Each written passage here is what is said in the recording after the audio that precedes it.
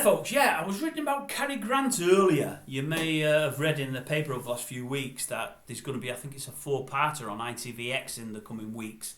I think, is it Jason Isaacs? I think that's taking the part of Cary Grant. And very well he looks too. I've seen a few pictures. I was reading something about him today in the paper, which surprised me somewhat. A couple of facts that I didn't know. Thought I'd share them. Why, I don't know, but I just thought I would.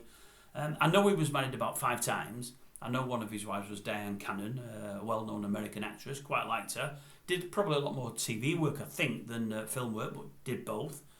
But in some big films. She was married to him. She was one of his wives. I think another actress, and I think 3 that weren't in the business. I think he also had children. I may be wrong about that. I've not researched it. I'm not really bothered about researching it. But I was reading today, for all he had 5 marriages, there's always been rumours that he might have been a bit gay. But they said many of those rumours got even louder due to the fact that he lived with Randolph Scott for about 12 years. I never knew that. How did he fit in time for 5 marriages when he lived with old Randolph for about 12 years? Randolph was a big wheel at the time in the old westerns, did a lot of westerns. I say, it was a big noise, a big name, not a huge name. It was around the same time as like your Jimmy Stewarts and your Audie Murphys, but it was like more Audie Murphy's level than James Stewart, and certainly not John Wayne's level, those kind of people. But he did a lot of westerns. I know Randolph Scott pretty well because my uncle, who I've mentioned a few times on here, especially when I'm mentioning The Wire and rugby league, used to take me and so on and so forth.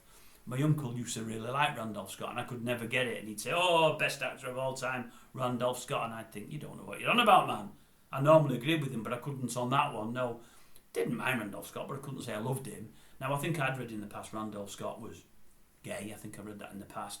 But I didn't know older Cary lived with him for 12 years. It was a shock. And then as I'm reading on, I also saw, and I didn't know this at all, in I think 1962, he was offered the role of James Bond in Dr. No. Yeah, and I wrote his age down. Well, I think he was he 56 at the time? Let me have a look. Cary Grant, 58. He was 58 at the time. They wanted him to play James Bond, but they wanted him on a 5-year contract because they wanted 3 or 4 films out of him. And he thought, no, I think I'm a bit too old for that kind of role, running around and shooting guns. And he never took him up on the offer. Well, I've got to say, thank you for that one, sir. I appreciate that. I would have never had old Sean Connery. And I love Connery, mate, without a shadow of a doubt, my favourite Bond. There's never been better, they never will. I loved old Connery, I really did, but it could have been Cary Grant. Now, there's one many of you might not have known. I never knew it, and I know a fair bit about film. I'm interested in film, I am. I'm not saying I know more than the next man, but I know more than most people.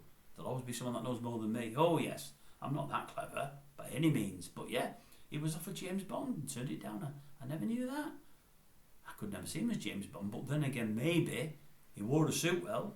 You never know, and he had that suaveness about him. Would he have delivered that line, Bond, James Bond, as well as Sean did? No, I'm not sure he would.